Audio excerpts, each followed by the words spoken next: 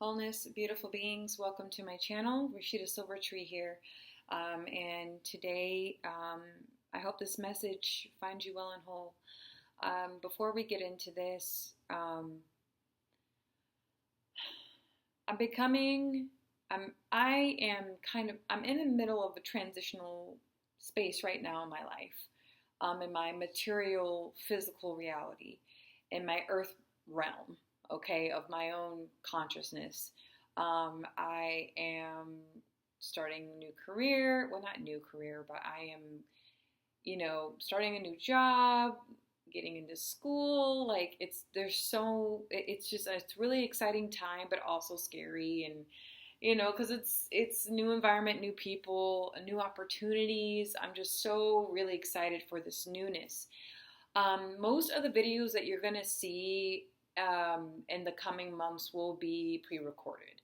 Um, why? Because again, like I mentioned before, I'm going to be very busy.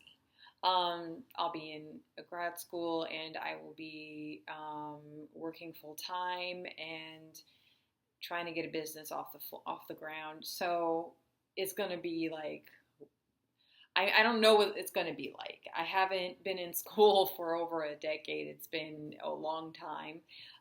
The load's not too heavy, though. It's doable.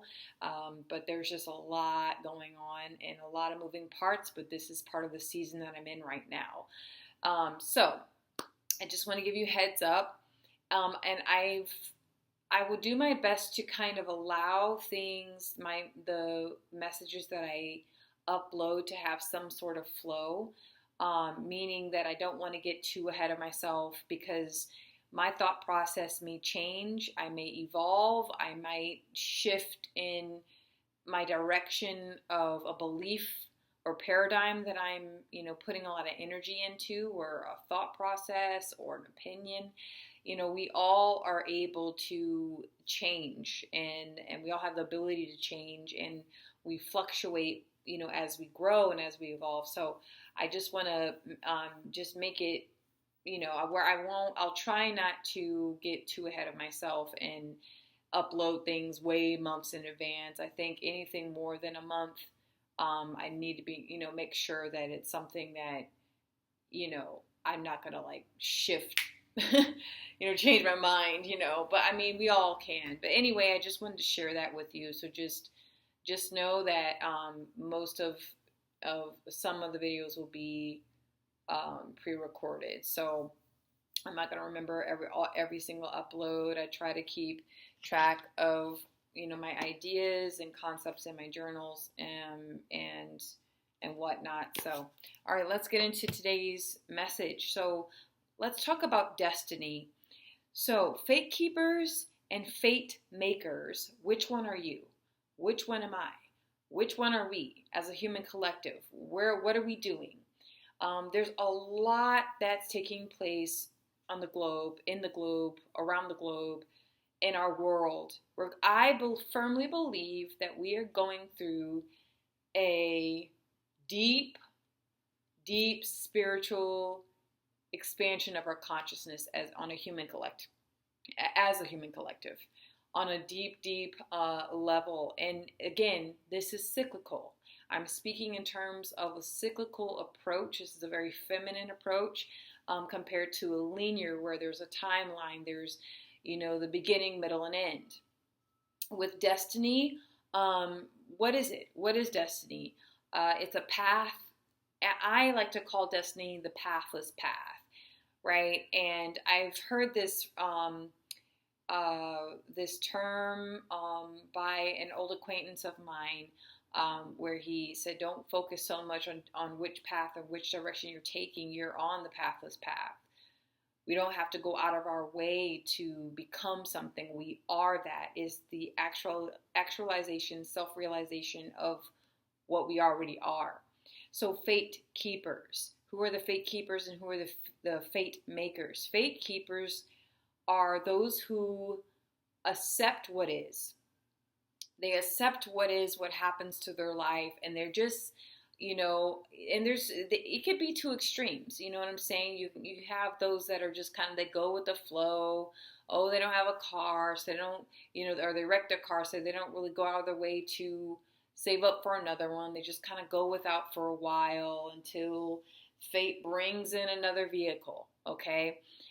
Fate makers, for example, they don't just settle and they don't just accept. They may say, okay, this happened, but now let me use my willpower. Let me use my determination, my focus, my drive to change this course that I'm on right now. Because this course I'm on right now is not vibing. I don't like it. I want to change it.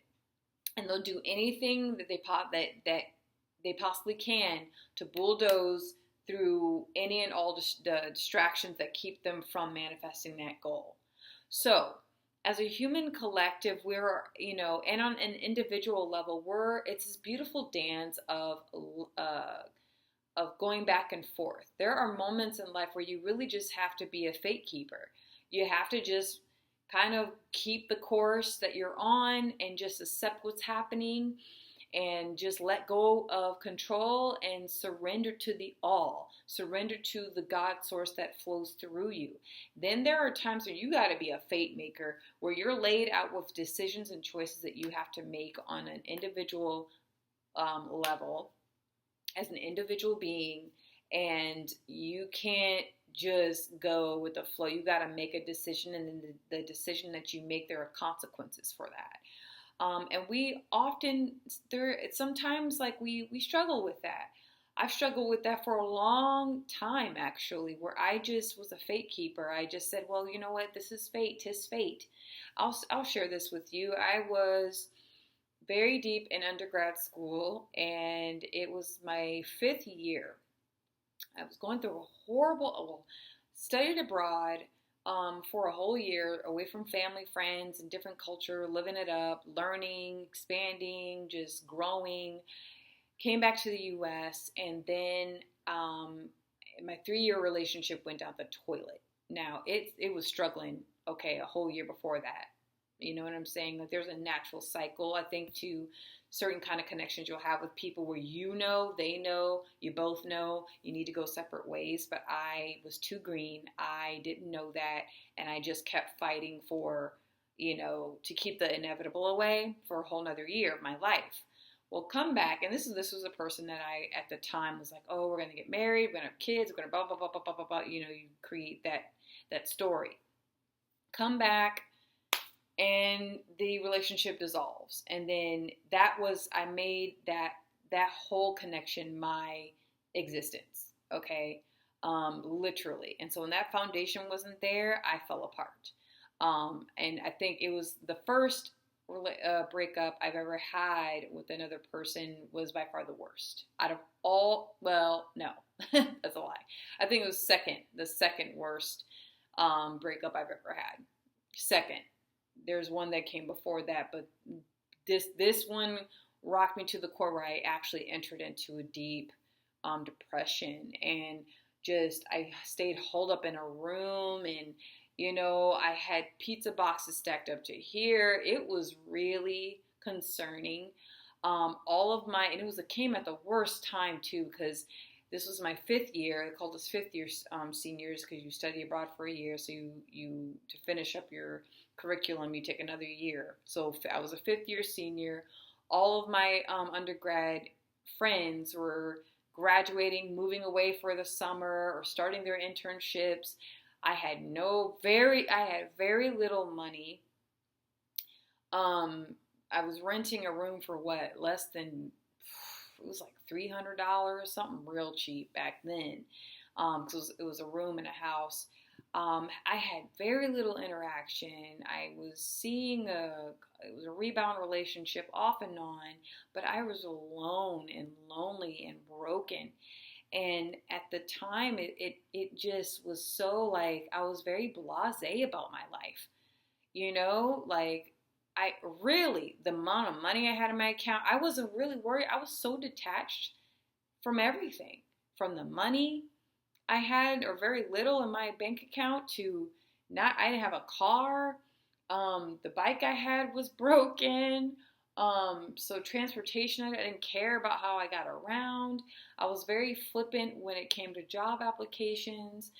It just got really, really dull and dark in my life. And I got stuck there. And, I didn't use all of that pitiful dark energy to be that fate maker and say, you know what, I'm sad and I'm down and I'm beaten up, but I'm gonna carve out a new path for myself. No, I went down this road of just accepting what is, and that I accepted that part of my life for almost 2 years of just really being heartbroken, and it became less about the other person and more about my life. I moved back with my mom and it was dysfunctional. My bags were half packed. I was just working shitty jobs, meeting shitty people, and I just was not in a good. And I even moved back to my hometown, relying on a dysfunctional situation. It just got really dark. And so that's the dark side of being a fate keeper. You just kind of, life sends you a blow and then you just spiral out. And thankfully, I didn't spiral out too bad because my foundation has always been of spirit and consciousness. And all throughout that dark period in my life, I had a lot of spiritual awakenings and a lot of just surreal experiences that really kind of kept me questioning the purpose of life and the unseen that rules the scene in the spirit world and dreams and consciousness. And so all throughout that dark period, I would still have these spiritual experiences, which actually kept me going, to be quite honest with you. And then it got to a point where I activated the fate maker in me. I started to slowly get into like the law of attraction. I started reading more on esoteric belief systems. The Power of Now by Eckhart Tolle really, really helped me get out of that rut over time. Just really started to just reconnect with myself. But then I started to claim my pathless path, right? I'm like, I may not know or understand what's happening to me. I may not understand why I'm in a dark place. I may not understand this or that or this, or why my relationship at the time with my mom was really dark and bad and just family issues, like all of that stuff. And I hadn't even touched on like inner child. I had no clue what that was at that time anyway. But I began to set goals slowly but surely. I began to activate that manifester in me, that co-creator in me, through the help of these self-help books and guidance, actually spiritual guidance from the all that made me what I am today.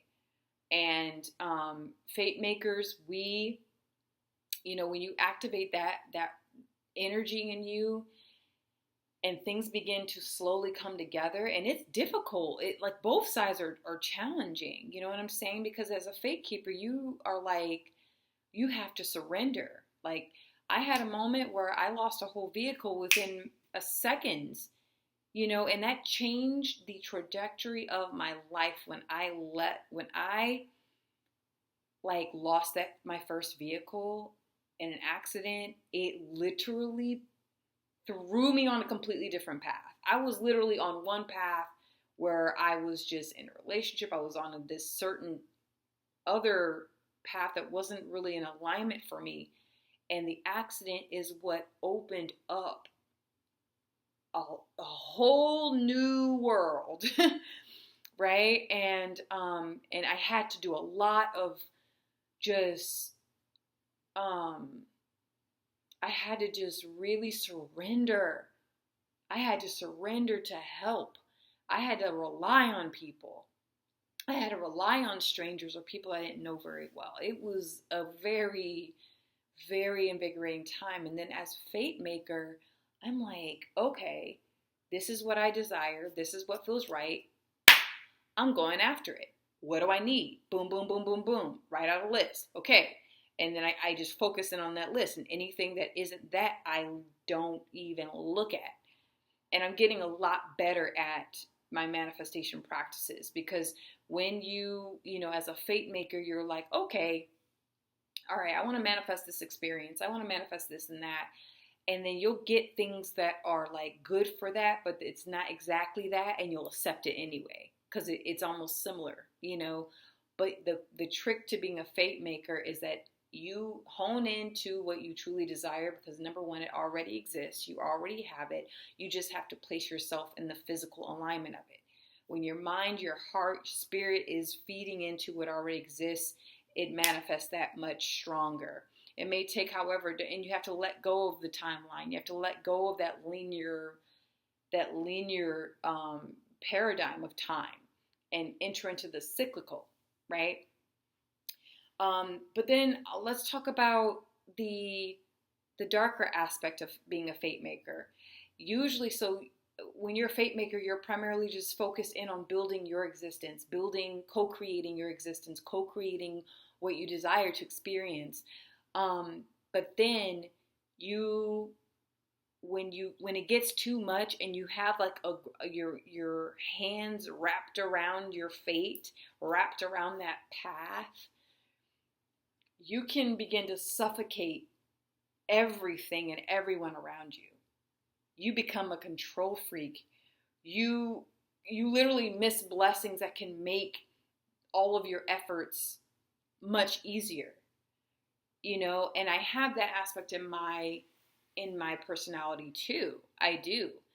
And it shows a lot in my relationships with like my SOs, my significant others, where I'm holding on to just I'm strangling the relationship. And what's so tricky is in my romantic connections with people, I've noticed I do this thing where I'm strangling the relationship, but with my friendships, I like run for the hills. Like it's hard you have to go out of your way to like find me and connect with me. And I think that's a really weird observation I've made of myself as a 35-year-old middle-aged woman. It's like, why do I do that? Why do I feel like I have to hang on to my romantic relationships with my dear dear life, right? And then with my friendships, it's like I always feel like I'm an intruder. I always feel like I'm like causing an issue, or just like if they even make a joke that I'm being too much, that you won't see me for like 3 months. You won't hear from me. I'm very just kind of like don't want to offend. I think I have imposter syndrome. But as a fate maker, I'm getting a lot better with the whole relationship thing. Like I am allowing people to just be. We don't need, and what I'm learning about destiny is that we don't need to work so hard to get to anywhere. I was watching this inspirational video, and this young man, or he's probably the same age as me, but he mentioned that Ram Dass, which I've read Ram Dass's books, amazing, and he mentioned it's almost like you're in the city of Detroit, and then you're telling yourself, okay, I need to take a bus to get to Detroit. You don't need to go anywhere because you're already there, right?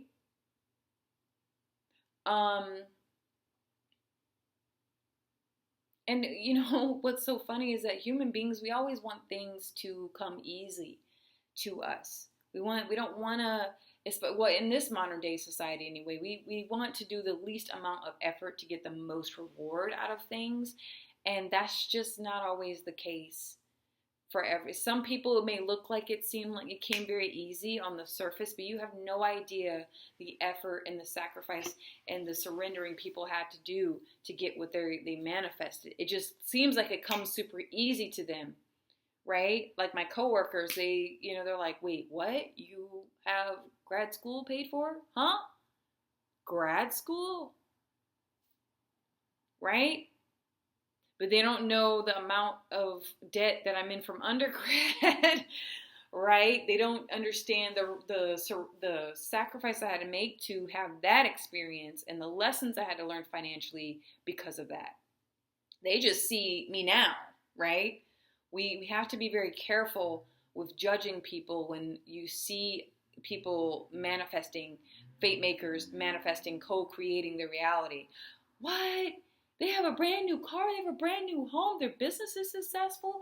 Wait, they're getting married in 3 months? How is that possible? Nothing nothing is what it seems to be.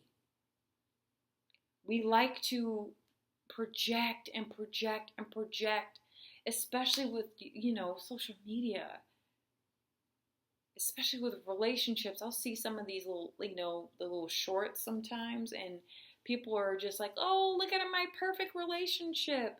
Everyone's selling something. Everyone is selling you something on social media. We are all brands. Whether you have your username is username 5552288 and you're responding to my videos, that's a brand. That's the type of, world that we're living in, which we've always lived in, but it's just manifesting itself differently. So to my fate keepers and fate makers, there again, it's all cyclical. There will be seasons where you need to just radically accept what's going on, radical acceptance. And then there are seasons and cycles in your life where you have to be the boss. You have to take direction. And in the moments where you need to step up for yourself, usually maybe the times where you just need to chill and take a step back. And the moments where you need to where you're chilling and you're relaxed and everything are usually the moments where you need to take initiative and get shit done. You don't, it's a beautiful dance. That's what I'm realizing, because you can't just spend your whole life being a fate keeper and then bulldoze everyone else. That's what you call authoritarianism. That's what you call a tyrant. Okay, and there are personalities that are like that. They bulldoze over anybody and everybody. Okay, I can think of a perfect example is Beyonce. I don't care what people think about my opinion on that. I'm not into her music anymore. When I was younger, like in the early 2000s, like, the single ladies. And I didn't really pay attention, but she was married and she had like a baby at the time. But yet she's like selling, right? Selling this whole single lady. No, but you're not a single lady.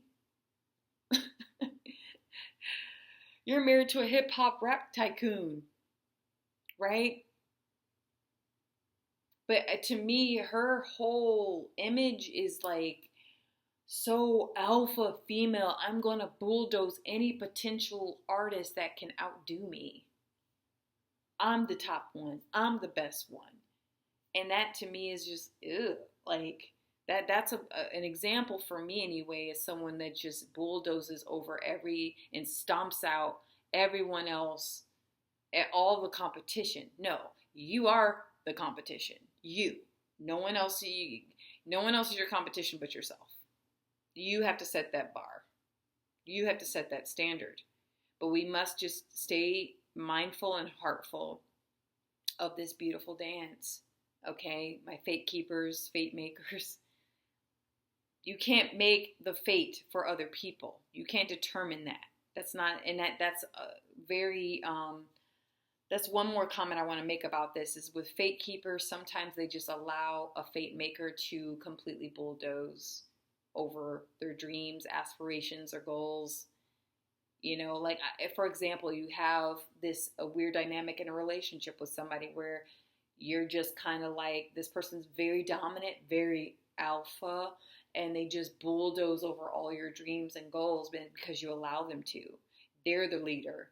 They tell you how to eat, where to go, how to breathe, how to dress, how to make love, all that other stuff. And then you'll have, and that's unhealthy, right? That's very, very unhealthy to have that mindset, not just that type of relationship, but just the mindset of allowing someone else just to make your destiny for you. We're all active co-creators in this existence. And will be moments in time where you have to surrender, and there'll be moments in time where you have to step up and not be a punk. Right? So that's the message that I just felt called to share and to create. May this message find you well and whole. Remember to evolve your human being.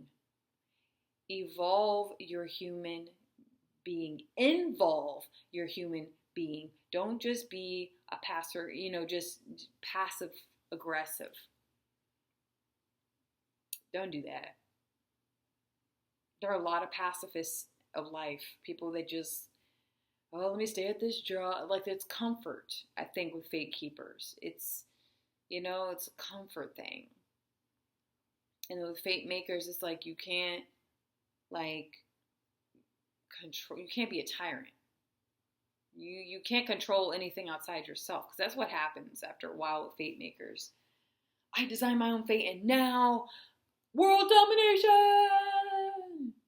Especially if it's self-serving and not of service for other people. If it's a big goal where you're like, wow, I've mastered so much and I've created so much for myself, I want to share the abundance. That's a whole different thing. That's a being of service for humanity. But if it's just so serving, you become a tyrant. So be careful. Be mindful, be heartful. Remember to evolve and involve your human. Take care.